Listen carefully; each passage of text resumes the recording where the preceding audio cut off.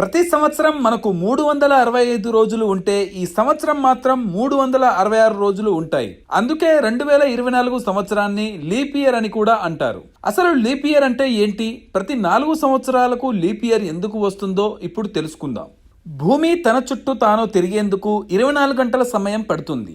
అలాగే భూమి సూర్యుని చుట్టూ తిరగడానికి 365 రోజుల 5 గంటల 48 నిమిషాలు పడుతుంది. అంటే పావు రోజు సమయం కిందకి వస్తుంది. పావు రోజుని కలపడం కుదరదు కనుక 4 ఏళ్ల పాటు 4 పావు రోజులు కలిపితే ఒక రోజు అవుతుంది. ఫిబ్రవరిలో తక్కువ రోజులు ఉండటంతో అదనంగా వచ్చిన ఒక రోజుని ఫిబ్రవరి నెలలో పెట్టారు. నాసా ప్రకారం ప్రతి క్యాలెండర్ సంవత్సరం 365 రోజుల కంటే దాదాపు 6 గంటలు ఎక్కువ. ఈ నేపథ్యంలో 4 ఏళ్లకొకసారి ఈ ఎదరపు రోజు కలపకపోతే ఋతువుల్లో మార్పులు వస్తాయని నాసా చెబుతోంది. వేసవికాలం మధ్యలో శీతాకాలం వచ్చే అవకాశం ఉంటుంది. 4 ఏళ్లకి ఒకసారి ఫిబ్రవరిలో 29 రోజులు వచ్చే విధంగా గ్రెగేరియన్ క్యాలెండర్ని రూపొందించారు. ఇది కూడా లెక్కల ఆధారంగా ఉంటుంది.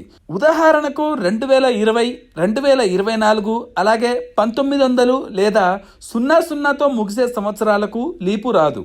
తర్వాతి లీప్ ఇయర్స్ 2028, 2032, 2036 సంవత్సరాల్లో వస్తాయి.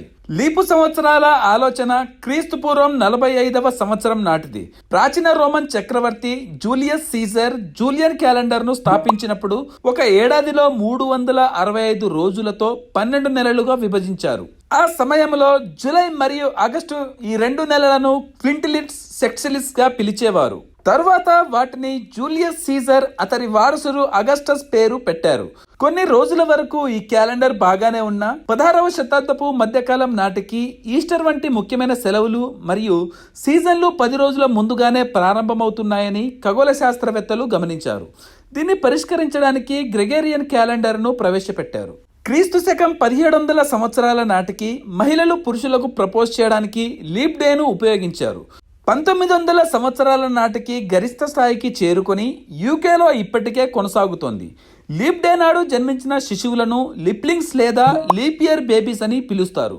వీరు సాధారణ సంవత్సరాలలో ఫిబ్రవరి 28న లేదా మార్చి 1న తమ పుట్టినరోజును జరుపుకుంటారు. జేమ్స్ మిల్నే విల్సన్ అనే బ్రిటిషర్ 1800 సంవత్సరంలో లీపు రోజున అంటే ఫిబ్రవరి 29న జన్మించి మళ్ళీ లీపు రోజునే మరణించాడు. విల్సన్ తన 17వ పుట్టినరోజున మరణించాడు. ఇది సాధారణ సంవత్సరాల్లో క్యాలిక్యులేట్ చేస్తే 68 ఏళ్ల వయసులో మరణించినట్లు లెక్క.